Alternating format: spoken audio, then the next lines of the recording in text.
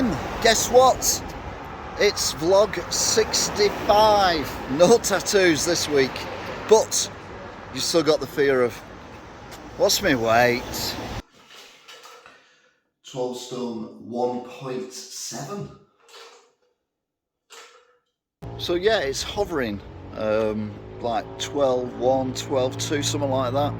I made a few differences to my diet, i.e. I only have one chocolate bar now instead of two a day. And I've cut down a little bit on sweet fizzy drinks, but not so much on the not so sweet fizzy drinks. That noise, by the way, you wonder what the hell it is, because I am as well. I thought it was something really decrepit and old and crappy, but no.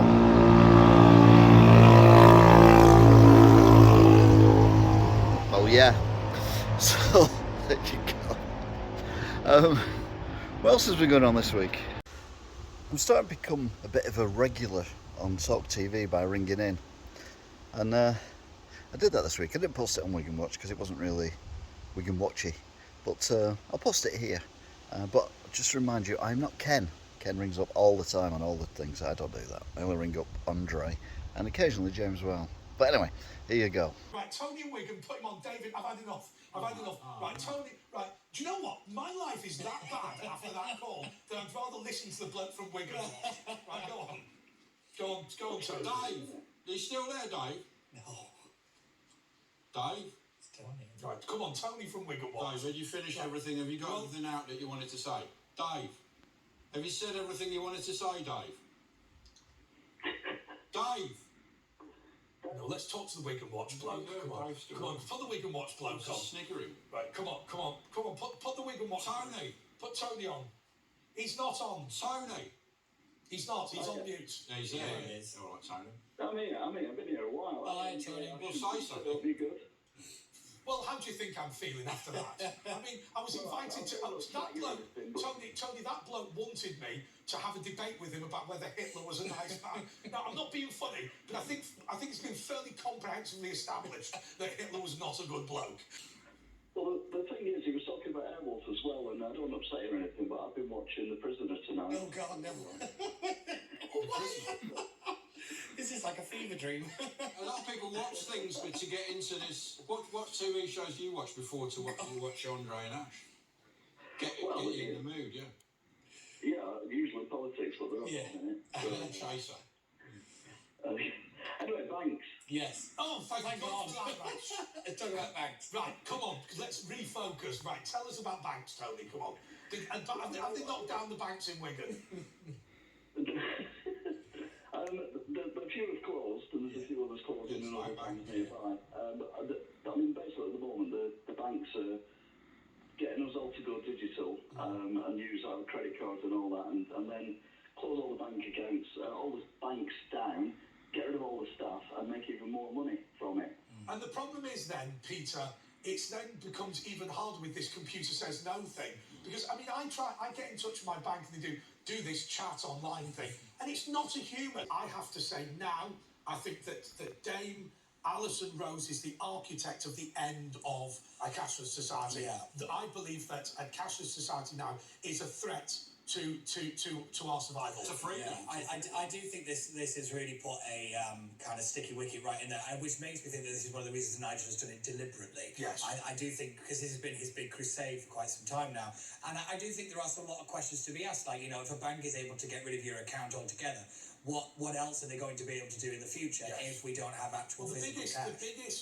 The biggest credit referencing agency in the world is offering a new service where they can monitor the social media of your customers. Yeah. So effectively what will happen now is that on your bank account within the bank, they will be able to look at what you've said. Yeah. And so this is very much that social, what's it called, the social score in America. Yes, so it's in China, yeah, it's your social credit score. And I think this is the big fear about where it's going. And I have to admit, I was quite sceptical of this argument, but given what we've just seen over these last couple of weeks, I do think it is now something we actually have to talk about. There's no doubt, Tony, that the Chinese social credit score is coming in Britain, isn't it? But it's through the back door. Our government, our parliament, our regulator don't agree with it, but it's happening anyway.